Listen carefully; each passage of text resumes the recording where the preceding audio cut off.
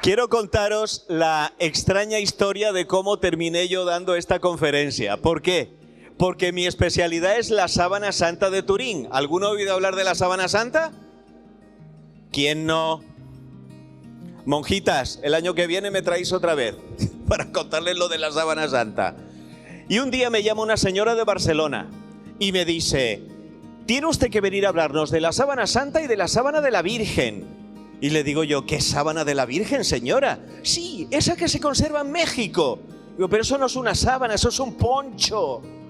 ¿Sabéis lo que es un poncho? Sí, poncho, ¿no? Sí, poncho. Y me dice, entonces yo le dije: mire, yo tengo la sana costumbre de que de lo que no sé no hablo. Ahora de lo que sé soy un máquina, como podréis comprobar.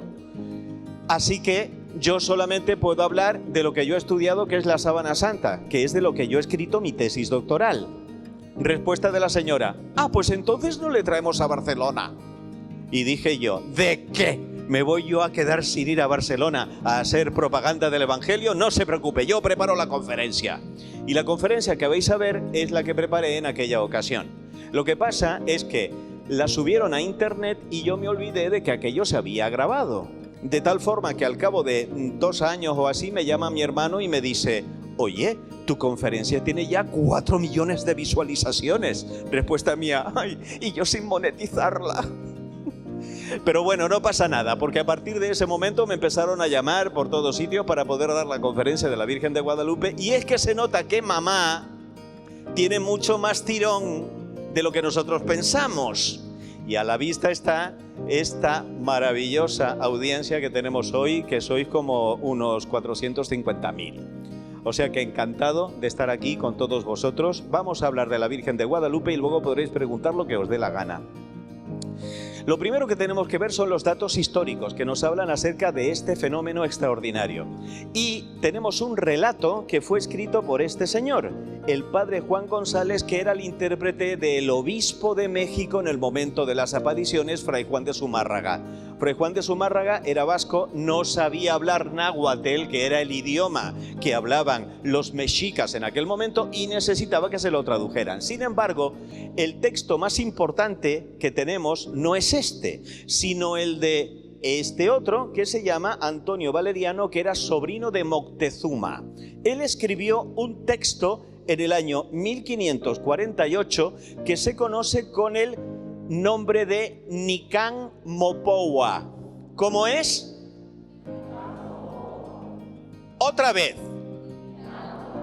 Nicán Mopohua. De aquí vais a salir sabiendo náhuatl. Bueno, pues Nicán Mopohua son las 2 palabras con las que comienza ese texto. Ese es el motivo por el cual se le conoce así. Nicán Mopohua significa aquí se cuenta. ¿Y qué es lo que se cuenta?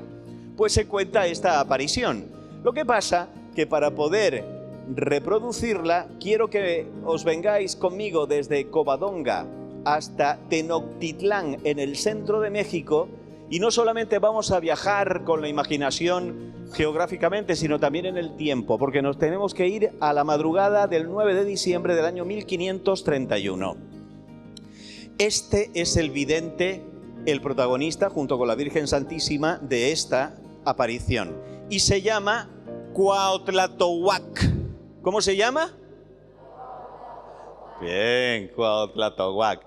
Resulta que Cuauhtlatohuac, cosa que quiere decir en náhuatl el que habla como águila, vamos a quedarnos con este dato en el parking slot mental porque lo vamos a necesitar más adelante en la conferencia, pues el que habla como águila, Cuauhtlatohuac, había nacido en el año 1474, tenía 57 años en aquel momento, pero era un anciano. Nos tenemos que poner en esta época y en un lugar como era este, subdesarrollado desde el punto de vista del siglo XXI. ¿Qué edad tengo yo? ¿Cuánto? ¿Cuánto? 47. ¿Tan arrugado me ves? Ya no vengo más. Tengo 62 años. Sí, si alguna quiere la fórmula, que venga al final y le digo cuál es el secreto de belleza.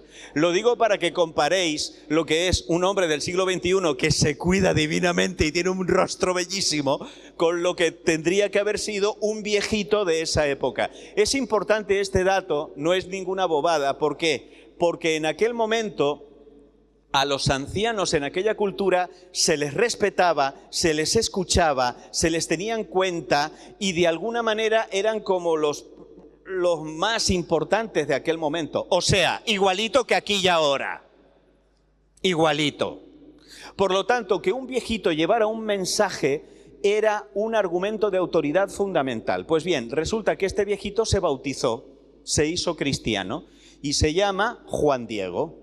Por lo tanto, Juan Diego es evidente del cual yo os quiero hablar. ¿Y qué le pasó a Juan Diego? Pues en esa mañana del 9 de diciembre de 1531, él iba caminando, camino de Tlatelolco, para poder recibir la instrucción por parte de los misioneros que allí estaban, que eran básicamente franciscanos. Bien, y cuando llegó a una montañita, un cerrito llamado el Tepeyac, de unos 600 metros de altura, él escuchó en la madrugada el canto de unos pájaros que no le parecieron normal. Se acercó un poquito más y allí tuvo la aparición de la que él identificó de una manera rápida, puesto que, repito, era católico, como nuestra madrecita, o sea, la Virgen Santísima. Aquí tenemos la imagen que representa este momento del encuentro. Era una doncellita de unos 15, 16 años, de una extraordinaria belleza, vestida como se vestían las mujeres hebreas del siglo I, nada que ver con el atuendo que tenían las indígenas aztecas en aquel momento. Pero ya sabéis que la Virgen Santísima no se aparece a lo tonto, sino que cada vez que la Virgen baja a la tierra en una aparición tiene un para qué, tiene un objetivo. ¿Y qué es lo que le dice? Vamos a ver las distintas apariciones y los distintos mensajes. Juanito, ¿a dónde vas, hijo mío? Ten por cierto, el más pequeño de mis hijos, que yo soy la perfectísima siempre Virgen Santa María, Madre del verdaderísimo Dios por quien se vive, el creador de las personas, el dueño del cielo y de la tierra. Es decir, no le dice soy la Virgen de Guadalupe, eso vendrá más tarde. Vamos a quedarnos, eso sí, con cómo ella se autoidentifica haciendo referencia a su hijo. ¿Y qué es lo que le pide? Mucho deseo que aquí me levanten mi casita sagrada, en donde lo mostraré a su hijo. Lo daré a las gentes con todo mi amor personal, mi mirada compasiva, en mi auxilio, en mi salvación. Porque yo en verdad soy vuestra madre compasiva, tuya y de todos los hombres que en esta tierra estáis. Porque allí escucharé su llanto, su tristeza, para remediar y para curar todas sus diferentes penas, sus miserias y dolores. Anda al palacio del obispo y le dirás cómo yo te envío y ten por seguro que te lo pagaré. Bueno, pues como os contaba, el obispo no sabía hablar náhuatl y necesitaba de el intérprete. Lo vemos aquí, está un poquito oscuro, pero aquí está el intérprete. Y claro, es normal que no le creyera, porque imaginaros un poco la escena. Viene un viejito indígena diciéndole que se le ha aparecido la Virgen Santísima, pidiéndole que se le construya allí una casa. Total, que el obispo le dice: bueno, mira, vamos a hacer una cosa, ven mañana y mañana hablaremos, pensando que a lo mejor al día siguiente, pues nada, se le olvidaría al viejito o algo así. Total, que el pobre Juan Diego vuelve otra vez al Tepeyac y se produce la segunda aparición. De tal manera que le dice, porque además el diálogo que se conserva en el Nicambo Pogua es encantador: ay, niña mía, mi niña del cielo, así se refiere a la Virgen Santísima. Manda a una persona con más virtud y letras, porque yo soy un pobre agricultor, a mí no me va a creer. Respuesta de la Virgen: escucha, el más pequeño de mis hijos, ten por cierto que no son escasos mis servidores, mis mensajeros, pero es muy necesario que tú personalmente vayas, y mucho te ruego, hijo mío el menor, y con rigor te mando, que otra vez vayas mañana a ver al obispo y de mi parte hazle saber mi voluntad. Efectivamente, Juan Diego regresa al día siguiente al Palacio Episcopal y ya como que el obispo se mosquea y dice, uy, tanta perseverancia en este viejito. Y le dice, bueno, pues vete y dile a esa señora que te dé el dinero para construir la iglesia. ¿Qué creen que respondió Juan Diego? Vale. Obediencia. Y entonces sale corriendo otra vez a pedirle el dinero a la Virgen. Y el obispo le dice a los criados, seguidlo, a ver a dónde va, con quién se entrevista, qué es lo que hace. Bueno, Juan Diego era un viejito, pero se conocía aquellos andurriales pues como la palma de su mano, y además estaba en plena forma. Total que despistó a los dos criados, que regresaron al palacio del obispo a malmeter del pobre Juan Diego. No le crea, a lo mejor es un farsante, vaya usted a saber qué es lo que quiere, etcétera. Bien, pues se produce la tercera aparición en la cual Juan Diego le dice a la Virgen que el obispo le ha pedido que vaya y que le lleve una prueba de que efectivamente es la Virgen la que se le está apareciendo. ¿Y sabéis lo que dice la Virgen? A mí esto siempre me ha llamado la atención. Fijaros, bien está, hijito mío. ¿Por qué me llama esto la atención? Porque no debemos olvidar una cosa fundamental. La Virgen María es la reina del cielo y de la tierra, pero es la primera cristiana. Y la primera cristiana es la primera que también quiere que se cumpla el proyecto de su hijo. Y nos guste o no nos guste, la Iglesia ha sido fundada jerárquicamente por Jesús de Nazaret. Ese es el motivo por el cual la reina del cielo y de la tierra se somete a la autoridad del obispo. Y si el obispo dice que hay que llevarle una señal, la Virgen le dará una señal. ¿Veis qué bonito? Para mí esto es una enseñanza, queridos padres. Esto es una enseñanza. Hasta la Virgen Santísima obedece al obispo. Le dice, volverás aquí mañana para que lleves al obispo la señal que te ha pedido. Con esto te creerá y acerca de esto ya no dudará, ni de ti sospechará. Y sábete, hijito mío, que yo te pagaré tu cuidado y el trabajo y cansancio que por mí has emprendido. Qué palabras tan dulces, qué cosa más bonita. Bueno, Juan Diego no vivía solo. Vivía con uno que era más viejito que él, su tío Juan Bernardino. Pero Juan Bernardino lo había acogido cuando Juan Diego se había quedado huérfano siendo pequeño, de tal manera que era más un padre que un tío para él. También era católico, también se había bautizado y él se despierta esa mañana muy enfermo, pensando que le quedan pocas horas de vida. Y le dice, ¡ay, hijo mío! Vete a buscar al sacerdote que me traiga el viático para poder morir santamente. Y claro, el pobre Juan Diego se encuentra con ese dilema. ¿Qué hago? ¿Voy a cumplir lo que me dice la niña del cielo o voy a buscar al sacerdote para que ayude a bien morir a mi pobre tío? Y Juan Diego opta por la caridad. Por lo tanto, él, para no encontrarse con la Virgen, se da como una especie de ir por otro caminito. Pero la Virgen, chica lista, ¡ping!, se le aparece por ese otro caminito alternativo. Y entonces Juan Diego, muy sorprendido, le dice, ¡ay, hola mi niña! ¿Cómo apareciste? ¿Cómo dormiste? ¿Quieres que te traiga agua o fruta? ¿Quieres algo? Entonces le pregunta a la Virgen, criaturita mía, ¿qué haces aquí? Y entonces le dice Juan Diego que su tío está malito. Y la Virgen en esta aparición pronuncia las más dulces palabras que se puede imaginar. Fijaros qué cosa más bonita.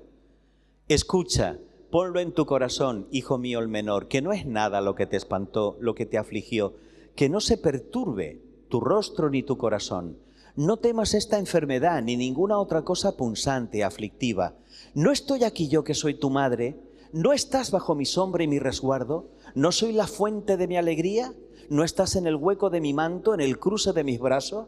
No me digan que no es una preciosidad, pura belleza. ¿Tienes necesidad de alguna otra cosa? Que ninguna otra cosa te aflija, te perturbe, que no te apriete con pena la enfermedad de tu tío, porque de ella no morirá por ahora. Ten por cierto que ya está bueno. ¡Ay, qué bien, maravilloso! Pues si la Virgen se encarga. Ese es el momento en el cual María le pide a Juan Diego que suba a lo alto del Tepeyac y que allí recoja lo que encuentre. ¿Y sabéis lo que encuentra, hermanos y hermanas? Un tesoro, una maravilla. Encuentra nada más y nada menos que rosas de Castilla. Estamos hablando de flores totalmente desconocidas en aquellos parajes. Estamos hablando de el invierno crudo en el que no era posible que crecieran rosas.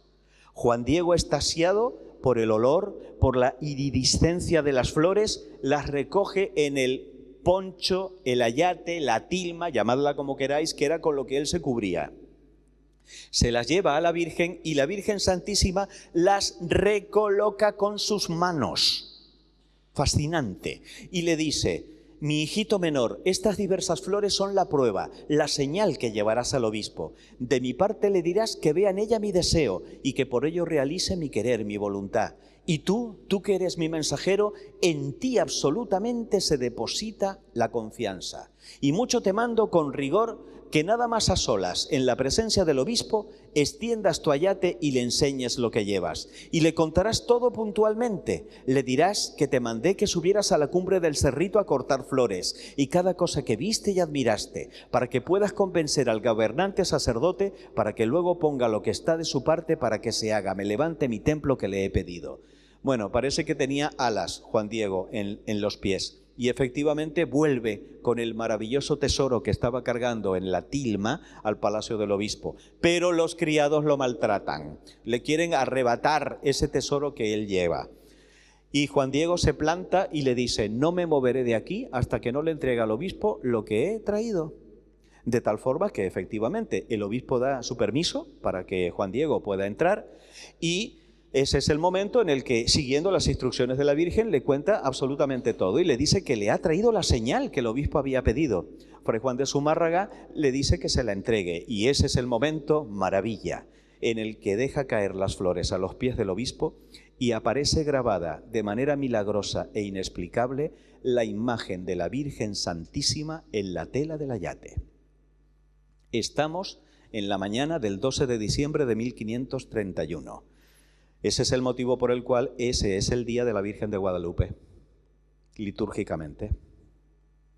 A partir de ese momento comienza la veneración de este maravilloso regalo, de esta reliquia que nos ha dejado la Virgen Santísima. Este es un cuadro que representa ese momento. Quiero, por favor, que os quedéis también con la forma del cráneo de Fray Juan de Zumárraga, porque esto está hecho por un pintor contemporáneo suyo, y es importante que lo tengamos en cuenta también para otra cosa que os voy a contar un poquito más tarde en la conferencia.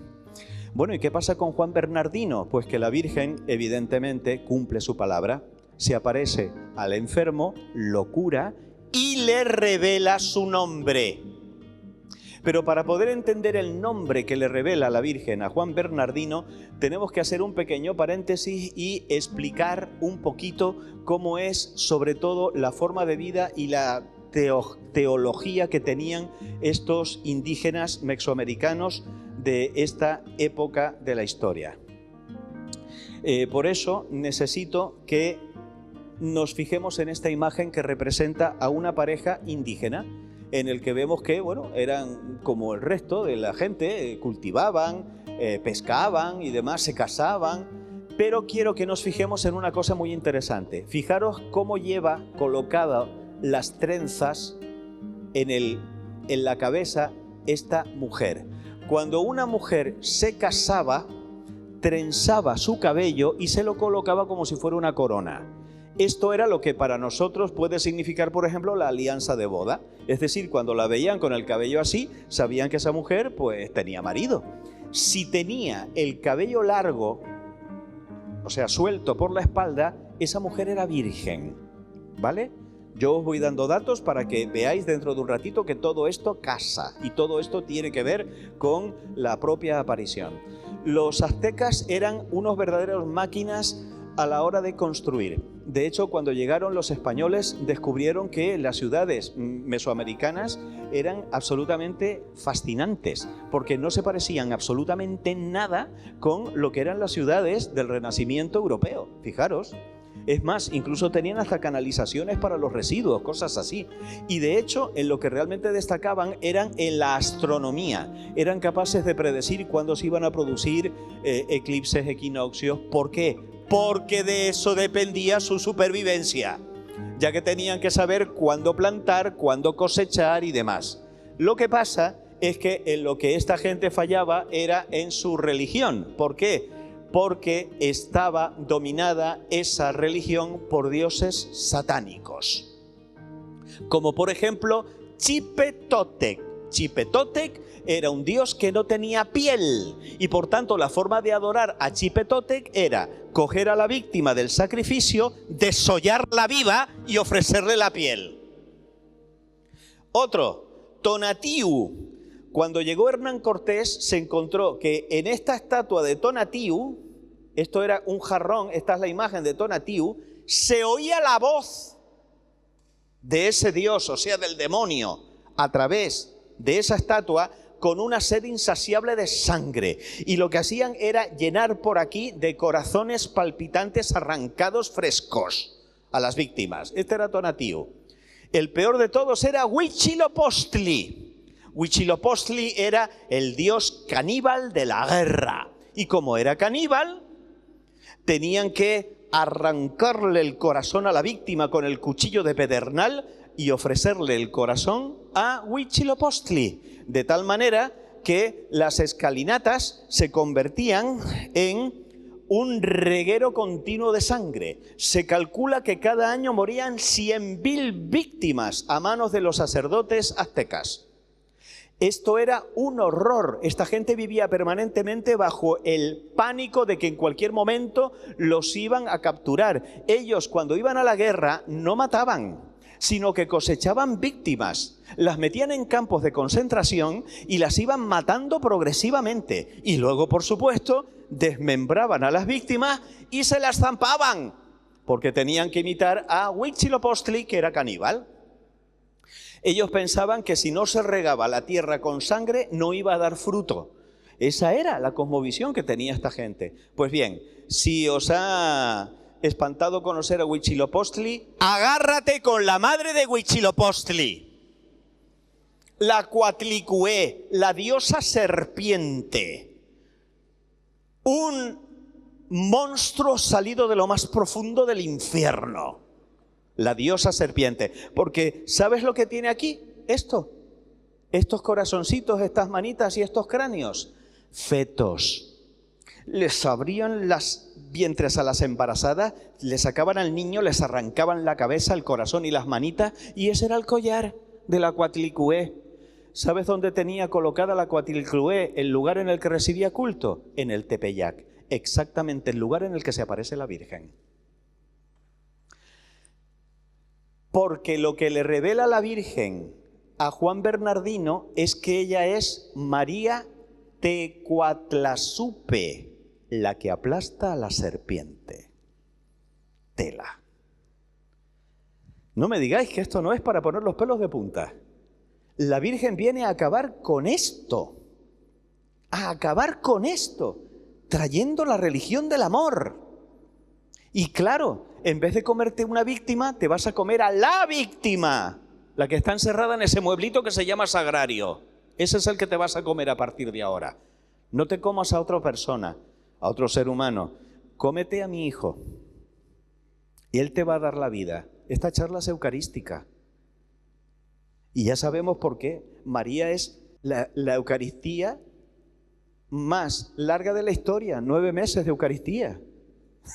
Ella batió el récord. Pues bien, ¿qué es lo que pasa? Que resulta que los españoles que no sabían hablar náhuatl oyen Tecuatlazupe. ¿Y la reacción cuál es? ¿Qué Tecuatlazupe? La de Guadalupe, la nuestra, la que tenemos allí en Cáceres. Y yo digo, sí, igualita. Igualita. O sea que ya sabéis cuál es el nombre revelado. ¿Cómo es? Fuerte.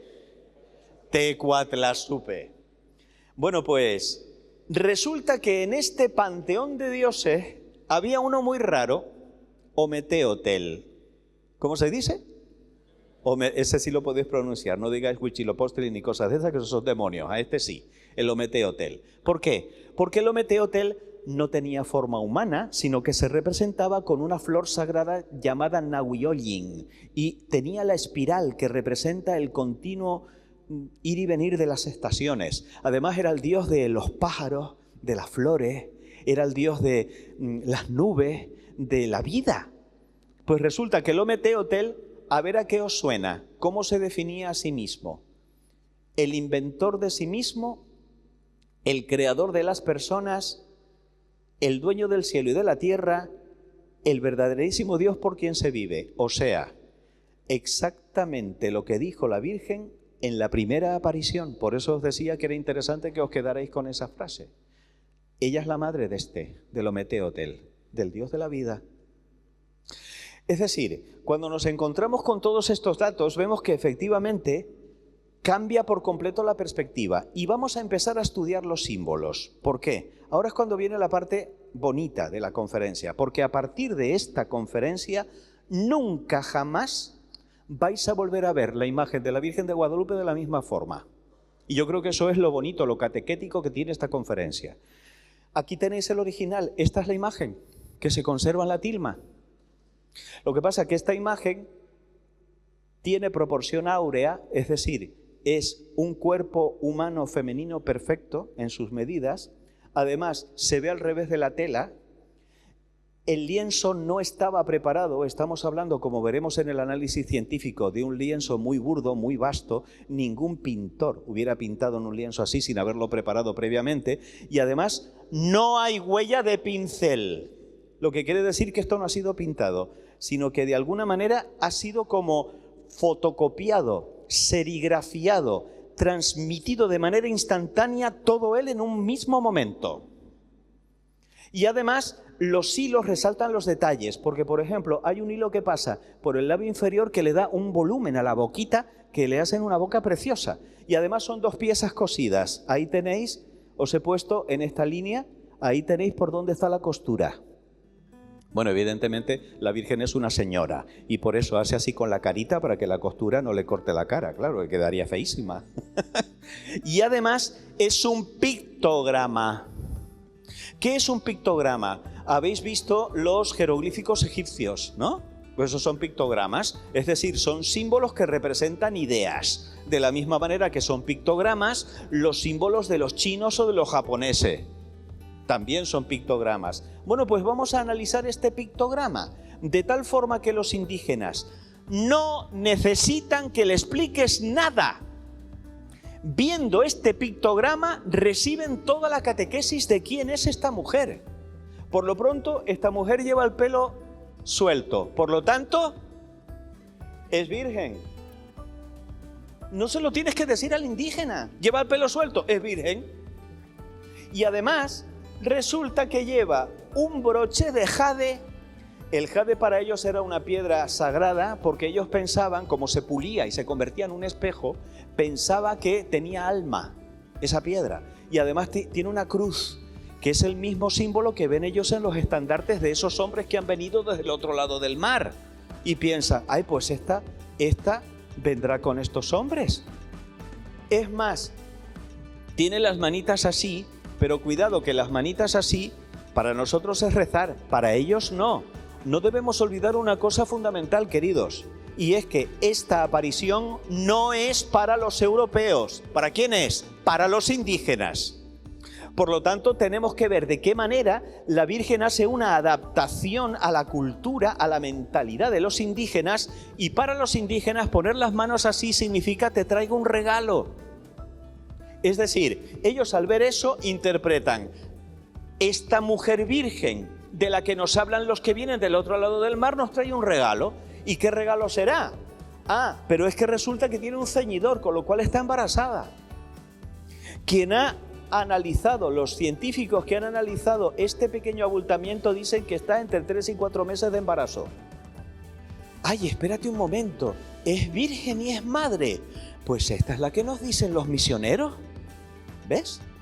No solo eso, sino que además resulta que está cubierta de estrellas. Hay 46 estrellas. Lo de las estrellas es de lo último que se ha descubierto, la disposición de las estrellas, y eso os lo contaré más tarde en la conferencia.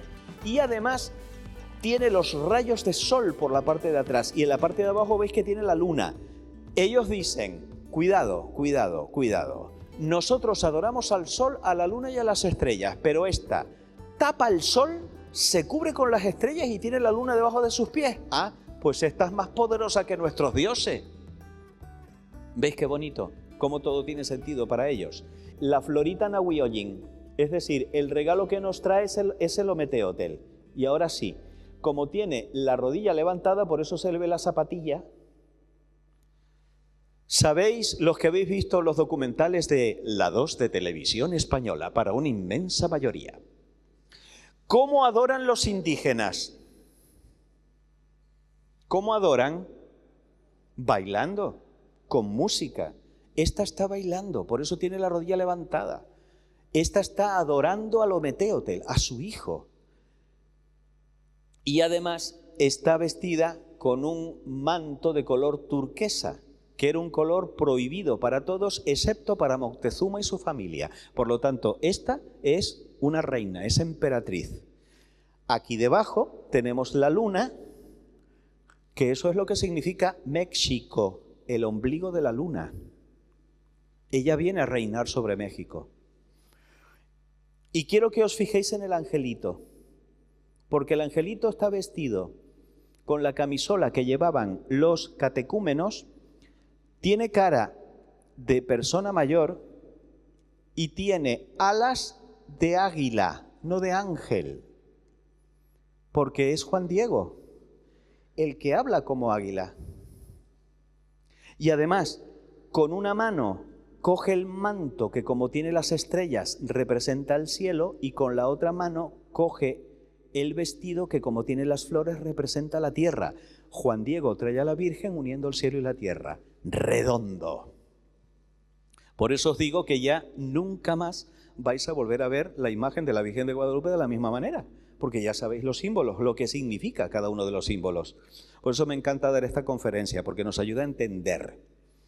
Fijaros que dentro de la mitología azteca el templo representaba la montaña y por eso tiene forma de pirámide realmente. Pero bueno, los hombres de la Biblia también suben y bajan continuamente de las montañas, ¿no? La montaña representa el encuentro con Dios. Y además, la flor, que nosotros la utilizamos como adorno, para ellos no. Para ellos la flor es el símbolo de la verdad. La verdad. Por lo tanto, si yo te mando un mensaje y te lo mando con flores, ese mensaje es verdad. Cuando una tribu le declaraba la guerra a otra, le mandaba flores. Y le decía, mira que voy en serio, que te estoy declarando la guerra, porque te lo estoy mandando. Ahora ya entiendes por qué de todos los símbolos posibles, la Virgen escoge flores para llevar el mensaje. ¿Lo lleva un viejito, lo lleva con flores? Esto no hay duda, este mensaje es verdad. Van entrando un poquito dentro de lo que es la mitología indígena. Sin esto no se entiende nada. Uno de los últimos descubrimientos que se han hecho. Si cogemos la imagen de la Virgen de Guadalupe y la rotamos de tal forma que colocamos la cabeza hacia el Atlántico, los pies hacia el Pacífico, se ha descubierto, amigos y amigas, que las flores no están en el vestido colocadas al azar, sino que coinciden de manera inexplicable para aquel momento, con montañas y volcanes que realmente están ubicados en la geografía de México, solo visibles desde el espacio. Con lo cual yo digo, ¿quién tenía un satélite en 1531? Porque tengo entendido que la Estación Espacial Orbital se lanzó más tarde, ¿no? Pues alguien lo veía desde el espacio para poder colocarlo de manera estratégica. El año 1531 fue decisivo para la civilización azteca, porque significó el acabose de esa civilización sangrienta. Aparece el cometa Halley. Que aparezca un cometa significa yuyu. Mal rollo, cuidado, a ver qué va a pasar. Segundo, hay un eclipse lunar. Otro yuyu, importante. Tercero, el solsticio de invierno, cambios. Se produce un terremoto. Se destruyen los templos y ellos ya no pueden seguir regando la tierra con sangre, pues están destruidos. Y además se produce una epidemia de viruela. ¿Por qué? Porque ellos no tenían anticuerpos contra la viruela que trajeron los europeos. Y se diezma la población. Conclusión de ello, nuestros dioses nos están castigando. Así que vamos a juntarnos con el Dios que trae esta, que a lo mejor nos salva de ello. Fíjense, desde el momento de la conquista de México en adelante, solamente se habían convertido poquitas personas. A partir de 1531, con la aparición de la Virgen de Guadalupe, en 10 años se convirtieron, ahí tenéis el dato, de Fray Toribio de Benavente, 9 millones de indígenas. Éxito total de la Virgen de la evangelización. Porque aquella gente, repito, quería huir de aquella religión sangrienta y pasarse a una religión de vida, de amor, de esperanza, de felicidad, que es la que trae la Virgen. Este es el momento en el que yo me paro y cuento lo siguiente. Os han dicho cosas como, por ejemplo, que los españoles fuimos allí a matar, a saquear, ¿no?, a hacer genocidio. Eso se lo debemos a franceses e ingleses, que son muy malos vecinos y que además eran dos potencias económicas que tenían que competir con España.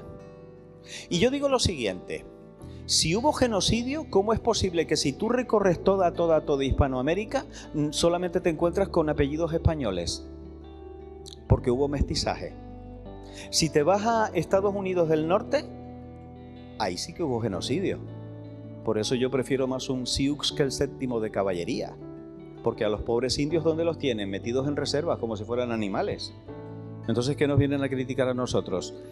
Quédate con este dato. En el momento en el que un indígena recibía el bautismo, automáticamente quedaba convertido en ciudadano de la corona de Castilla, con todos sus derechos. ¿A qué eso no te lo cuentan?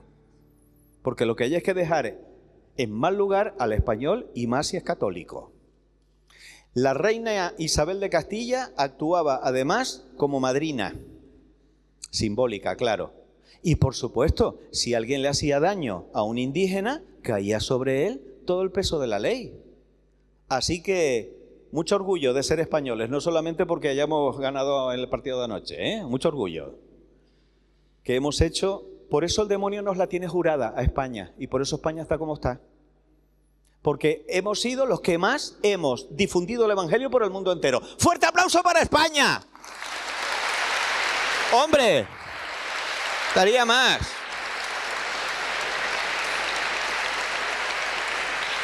¡Por Dios!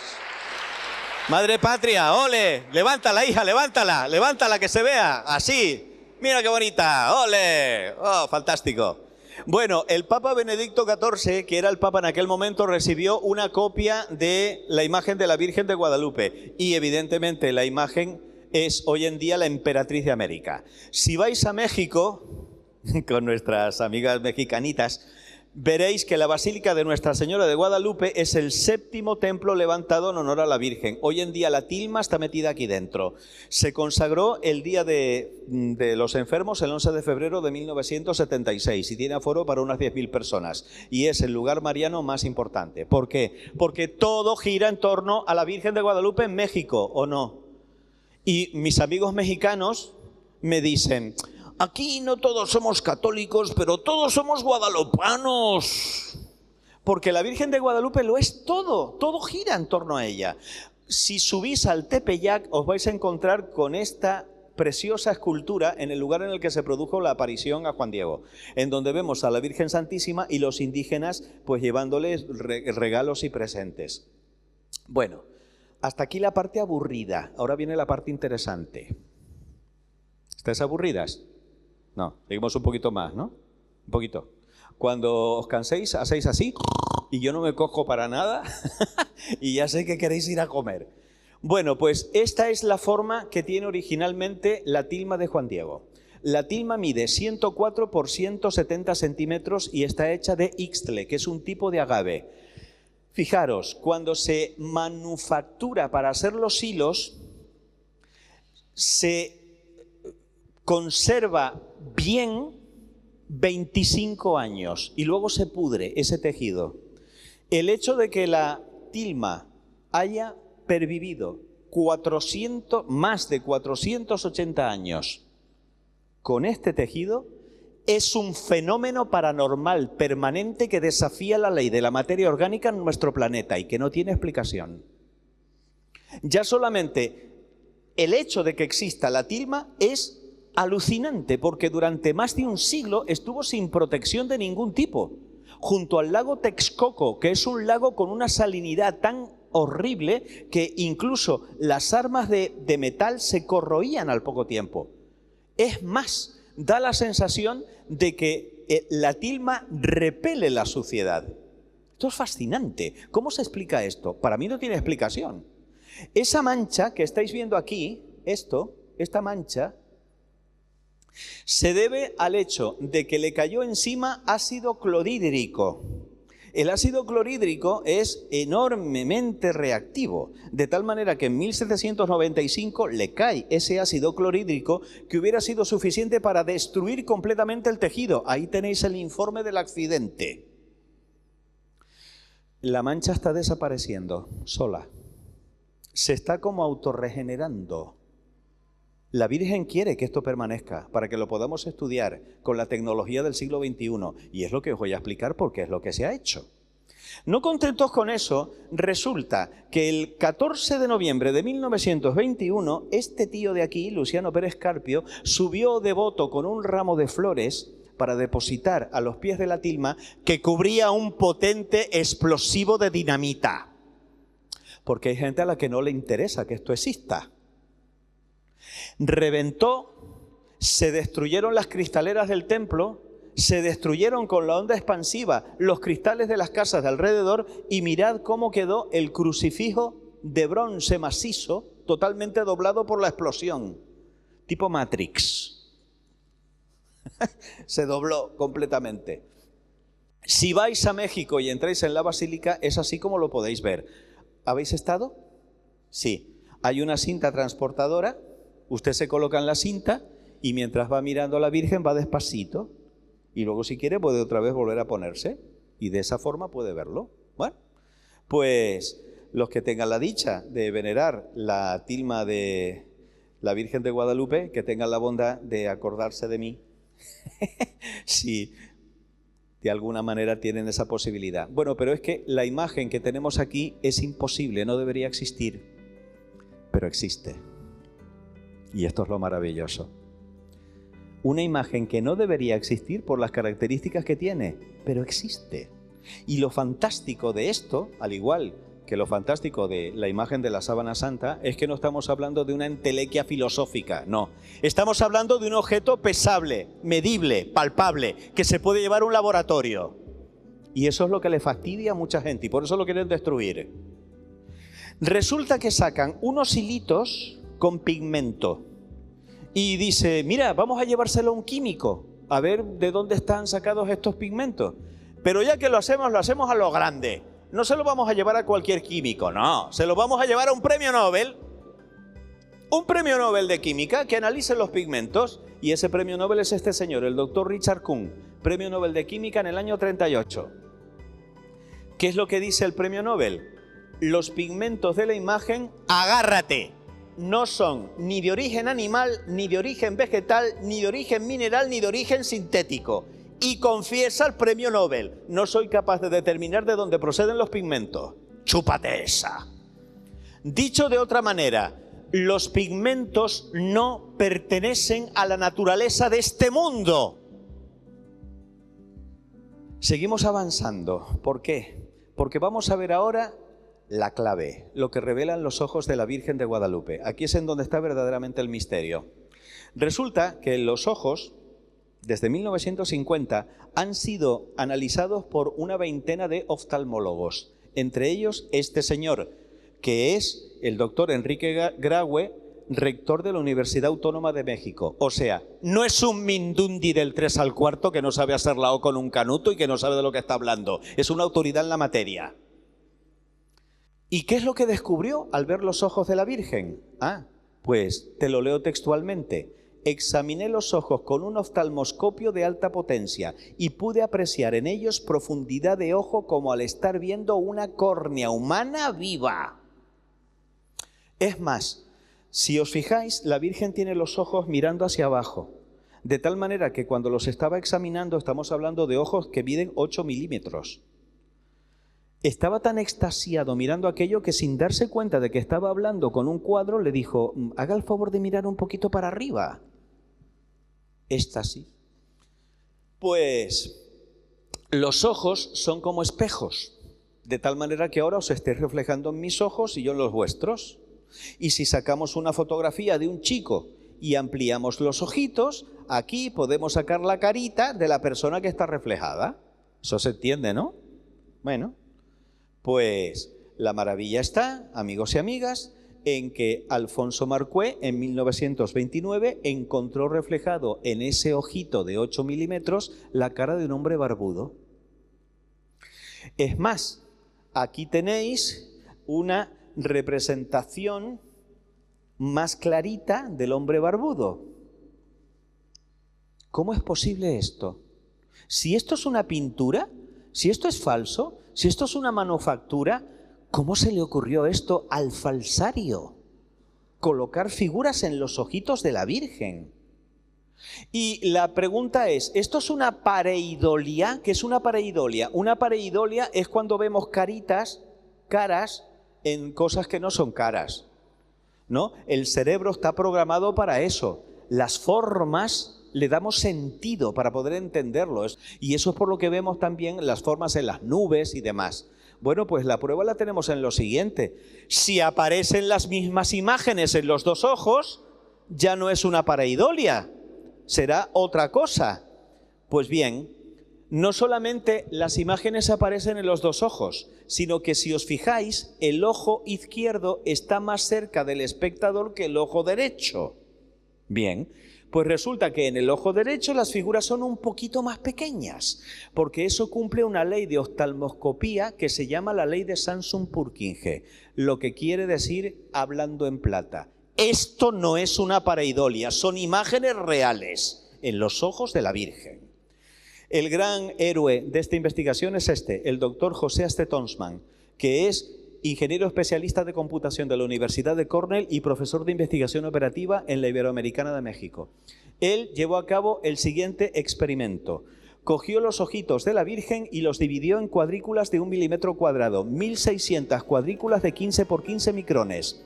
Usando un microdensitómetro de precisión, amplió la imagen 2500 veces. Capta 200 tonos de gris frente a los 30 tonos que es capaz de captar el ojo humano en una situación normal. Conclusión. Qué fuerte esto. Está reflejado Fray Juan de Zumárraga, por eso os decía que os quedarais con el cráneo. Está reflejado Fray Juan González, el intérprete hablando a su lado, traduciendo. Hay un indígena sentado con la pierna levantada y está el propio Juan Diego extendiendo la tilma. No contentos con eso, en el ojo derecho y en el ojo izquierdo nos encontramos con un grupo familiar hasta completar nada menos que 13 figuras humanas en córneas de 8 milímetros.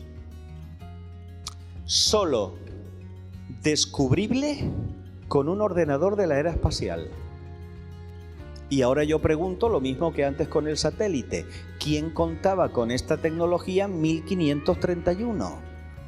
Es evidente que esto es un mensaje para las personas de la era tecnológica, que necesitamos pruebas, porque cuando somos tontos, somos imbéciles, necesitamos pruebas. Pero no te olvides de una cosa, la fe es certeza, no es emoción. La fe es creer, no sentir. Porque el día que estás sintiendo mucho, como estos días que estás aquí, ¡ay, qué bien, todo va maravilloso! Y el día que no sientes nada, ya no tienes fe. ¿No? Te póngase. Hipótesis del doctor Tonsman. La Virgen estaba presente en el momento de la aparición, invisible, pero dejó grabada, ¡pum!, su imagen en la tela que le cubría. Las estrellas también es un misterio maravilloso que nos trae la Virgen de Guadalupe. ¿Por qué? Porque resulta que se trató de hacer coincidir las estrellas con el manto, pero no coincidían, a no ser que rotemos las estrellas con el ordenador. Y si las rotamos, observa el fenómeno. Coinciden perfectamente, es decir, las estrellas no están al azar, amigos míos.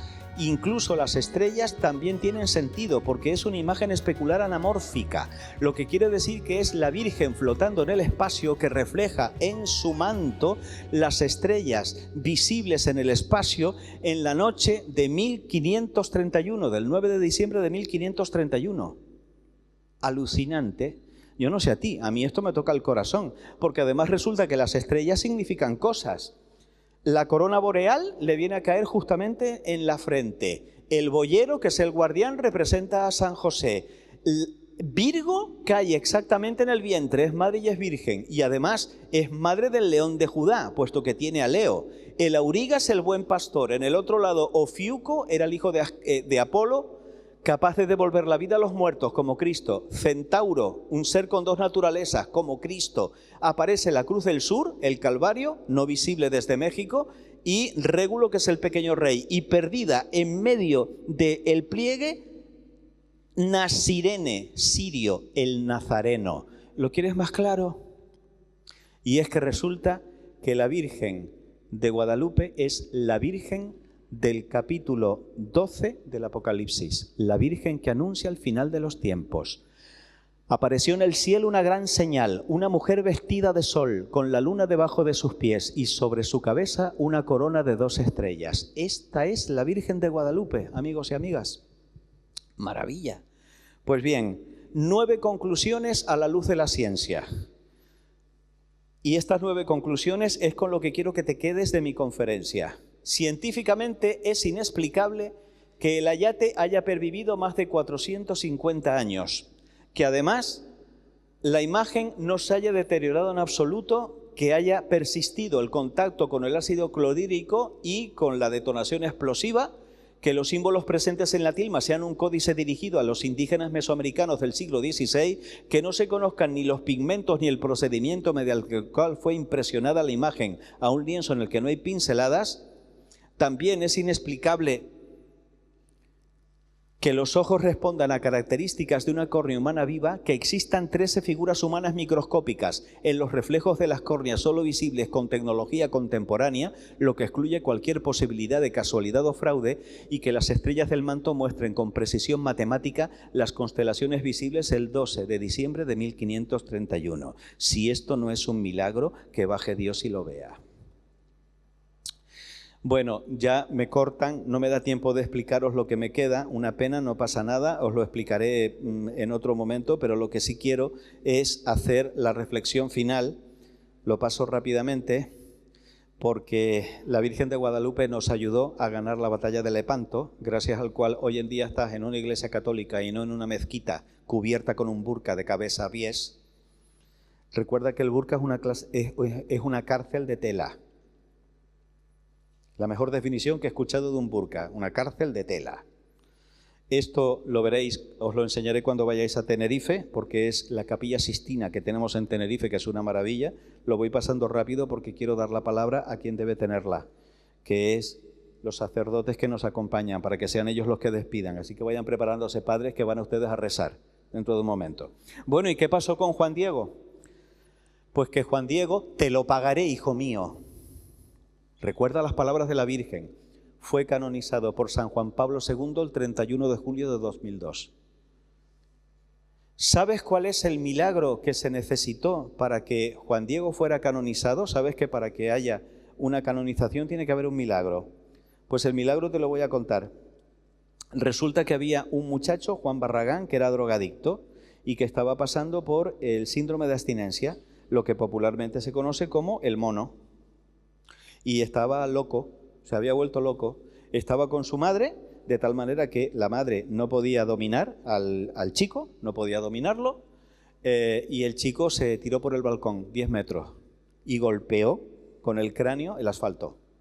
Cuando estaba cayendo, la madre lo encomendó al beato Juan Diego, era beato en aquel momento. El chico estaba muerto clínicamente. Ahí tenemos a doña Esperanza, que es la madre. Esperanza, además. Eso pasó el 3 de mayo de 1990, día de la Santa Cruz. 3 de mayo. Pues cuando llega la medicalizada, lo único que puede hacer es cubrirlo con una sábana. Estaba muerto. Y de repente el chico se sienta y él mismo se cierra el cráneo. ¿Quién soy? ¿Dónde estoy? Y pierde el conocimiento. Lo meten en la ambulancia y se lo llevan al hospital. A aquel hombre le tienen que poner respirador, no puede respirar. No puede respirar hasta que una semana después se despierta él solo, sin ningún síntoma, pidiendo de comer. Ese es el milagro que llevó a la canonización de Juan Diego. Vamos a pasar de la cronología rápidamente. Esto sí, aquí tenéis mi canal, el mejor canal de la historia de YouTube. Os tenéis que apuntar a él, en donde tenéis también, bueno, es que este ordenador no es el mío, pero bueno, no pasa nada. Apuntad el canal Teología para Gente Corriente. ¿Cómo es? Pues llega el momento de la reflexión final. No me miréis a mí, mirad a la Madre. ¿Quién es María de Nazaret? Y sobre todo, ¿quién es para ti la Virgen María? Una pobre lavandera que vivió hace más de 2000 años en un rincón del mundo llamado Palestina, sometida a la potencia militar de aquel momento llamada Roma, que para poder llevarse un trozo de pan a la boca, primero tuvo que ir a recoger la leña con las manos encallecidas, tuvo que moler el grano, tuvo que tostarlo, tuvo que amasarlo. Nada de princesa de manos limpias. Nada de estar peinando los cabellos de oro con peines de plata fina entre cortina y cortina. Eso son fantasías. Estamos hablando de una mujer que tendría unas gallinitas, un cabrito, que le tendría que preparar de comer a su marido y a su hijo, que vendrían cansaditos del trabajo de cada día, que se tendría que levantar de madrugada para ir a la fuente con sus vecinas de Nazaret a cargar el agua en la cabeza. Esa es María. Lo que pasa es que la hemos elevado tanto, la hemos convertido en una especie de semidiosa, y eso no genera ningún tipo de simpatía en ninguna persona. María es una madre. Y mucha gente me dice, es que en las apariciones de Medjugorje los mensajes son siempre los mismos. Yo digo, claro, ¿qué dice una madre? Estate quieto, bájate de ahí, te quiero. Las madres dicen siempre lo mismo, digo yo, pero cuidado. Porque lo peor que le puede pasar a una madre es ver morir a un hijo. Y quien lo ha experimentado lo sabe. Y sin embargo, mientras todos los demás estaban cagados de miedo, la Virgen estaba al pie de la cruz. Y por eso me encanta el guión de La Pasión de Mel Gibson, cuando pone en boca de la Virgen la siguiente frase: hijo, déjame morir aquí contigo. Por eso ella es reina de los mártires. Y por eso no hay dolor como el de la Virgen. Con la sensibilidad y el amor que le unía a su hijo. María recoge el dolor de todas las madres que han perdido a sus hijos a lo largo de la historia. Ella lo lleva en su corazón. Por eso es la que mejor te puede consolar, porque ha pasado por ese dolor. Ningún dolor que tú experimentes, ninguno, va a ser igual al ver morir a tu hijo. Ninguno. Que te rompen el corazón porque te ponen los cuernos, que pierdes el trabajo, que se te cae el pelo o se te rompe una uña. La Virgen es la sufridora. Vete con ella, vete a su lado. ¿Y para qué la quería Jesús aquí? Porque cuando Jesús sube al cielo, ¿con quién se reunían los apóstoles? Con quien más se parecía a Jesucristo, con la Imá. Porque ya sabemos decir Abba, ¿no? Papá, pero es que ella es la Imá, es mamá, es la madrecita. Y recordar el libro de los Hechos de los Apóstoles, la Virgen ahí perseverando, rezando con ellos. Y yo me la imagino diciendo, venga chicos, que hay un mundo que conquistar, hay que seguir adelante con el proyecto de mi hijo. Esa es María, una mujer intrépida, que cuando se entera que su prima Isabel está embarazada, se sube en la primera caravana y no le importa recorrer aquellos andurriales para ir a ayudar a la viejita. Esa es María. Nada de una mujer extasiada de la mañana a la noche, totalmente desconectada del mundo. No, María es una mujer que está a tu lado. Y termino solamente diciendo lo siguiente. A mediados de los años 90 se produjo la guerra de los Balcanes. Yo tuve la desgracia de tener que retransmitir eso por la radio. 47 años de carrera radiofónica dan para tener esta voz tan poderosa. Bendito sea Dios.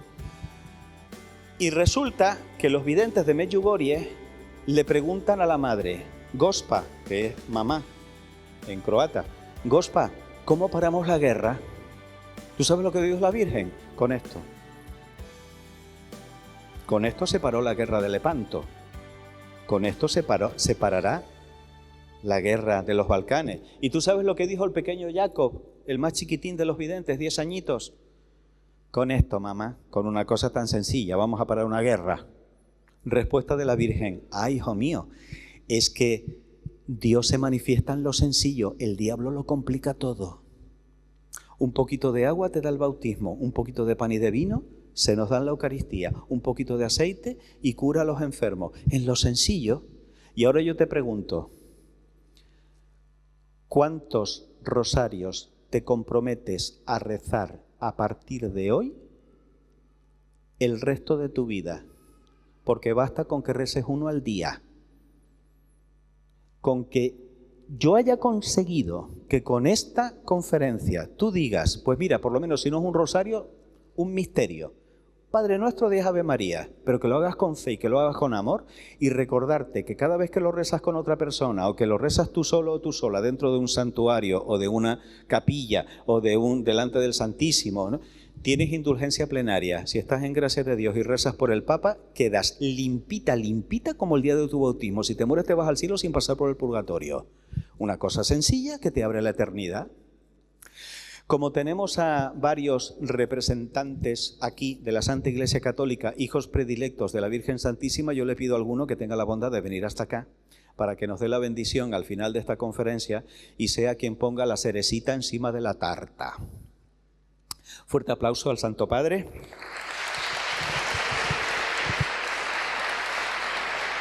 La bendición, ¿no? Diga usted lo que quiera. Pues vamos a recibir la bendición. El Señor esté con vosotros. La bendición de Dios Todopoderoso, Padre, Hijo y Espíritu Santo, desciendan sobre vosotros.